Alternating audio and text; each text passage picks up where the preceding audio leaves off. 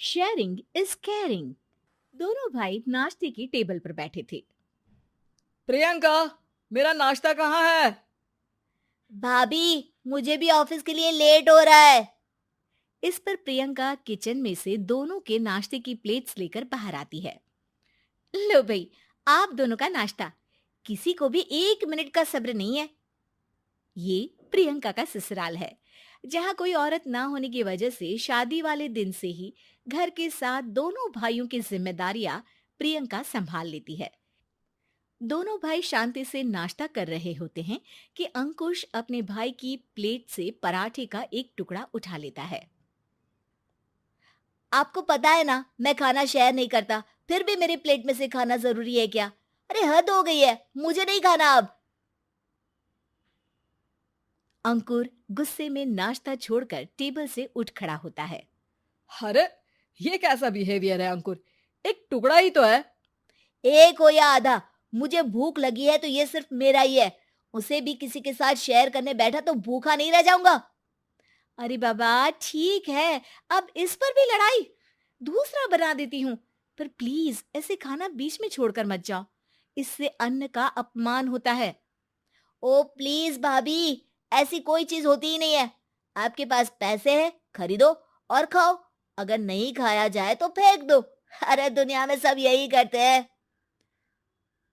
अंकुर bag उठाकर office के लिए चला जाता है, जिसके पीछे उसका बड़ा भाई मायूस सा घर में खड़ा रह जाता है। जिसने बचपन से सोने की चम्मच में खाया हो, उसे दुनिया के बारे में क्या पता होगा। वैसे गलती तो हमारी ही है।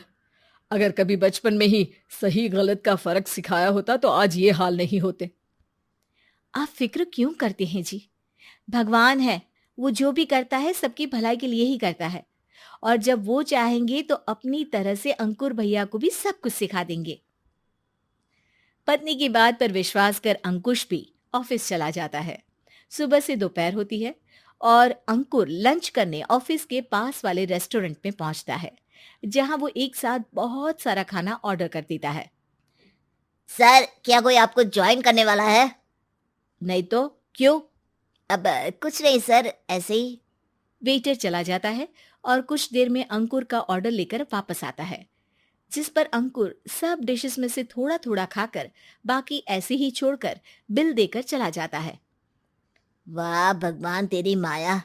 कहीं कोई एक एक टुकड़े के लिए तरसता रहता है और ये 5 लोगों का खाना ऑर्डर करके एक का भी पूरा नहीं खाते। पैसे वालों की माया। वेटर टेबल साफ कर बचा हुआ सारा खाना लेकर रेस्टोरेंट के पीछे घूम रहे बच्चों के पास पहुंच जाता है, जिसे देख बच्चों के चेहरे खिल उठते हैं। वाह, आज इतना सारा खाना आया। थैंक यू भैया। भगवान आपको खाने की फैक्ट्री बना दे। अगर ये फैक्ट्री मेरी होती तो तुम लोगों को कभी किसी का झूठा बचा हुआ खाना नहीं खाना पड़ता। चलो तुम लोग खाओ, पर ध्यान रखो किसी को पता ना चले, नहीं तो मेरी नौकरी चली जाएगी। इसी के साथ दिन बीतता है और रात को दोनों भाई एक साथ घर पहुंचते हैं। कुछ देर में सब डिनर करने बैठते हैं, जहां अंकुश अंकुर को समझाने की कोशिश करता है। अंकुर, अगर हमें लाइफ में सब कुछ मिला है, इसका ये मतलब नहीं कि तुम उसका गलत फायदा उठाओ, बल्कि तुम्हें उसकी मदद से दूसरों को भी मदद करनी चाहिए। भैया, जिनके पास नहीं है उनकी वजह मैं तो नहीं ना। और ऐसे बहुत लोग हैं जिनके पास सब कुछ है। इसलिए अगर मैं एक इंसान कुछ नहीं करूंगा तो कोई फर्क नहीं पड़ने वाला। तुम्हारे भैया बस एक चीज समझाना चाहते हैं कि जिस चीज की हमारे पास कमी नहीं है, उसे बर्बाद करने से अच्छा है कि लोगों के साथ शेयर करें। इससे हम सिर्फ सामान नहीं, खुशियां भी बांटते हैं, और इसमें तुम्हारा ज्यादा कुछ तो जाएगा नहीं। भैया भाभी की बात सुन अंकुर कुछ बोले बिना उठकर चला जाता है। इसी तरह दिन बीतते रहते हैं, जिसमें अंकुश और प्रियंका कोशिश तो बहुत करते हैं, पर अंकुर पर किसी भी चीज का कोई असर नहीं पड़ता। एक दोपहर अंकुर सैंडविच खाते हुए सड़क के किनारे चल रहा होता है। तभी उसकी नजर आइसक्रीम वाले पर पड़ती है और वो सैंडविच सड़क किनारे फेंक आइसक्रीम खरीदने पहुंच जाता है। अब इसे कहते हैं जिंदगी का सुख। जैसे ही अंकुर आइसक्रीम लेकर पीछे मुड़ता है, तो एक आदमी को सड़क से वही सैंडविच उठाते हुए देखता है। वो आदमी बहुत कमजोर, गरीब, जैसे बहुत दिनों से खाना ना खाया हो वैसा लग रहा था। अंकुर उसके पास जाकर खड़ा हो जाता है। उसे देखकर आदमी सैंडविच अंकुर की तरफ कर देता है। आपको भी खाना है क्या? क्या हम इसे आधा आधा कर ले? मुझे बहुत भूख लगी है।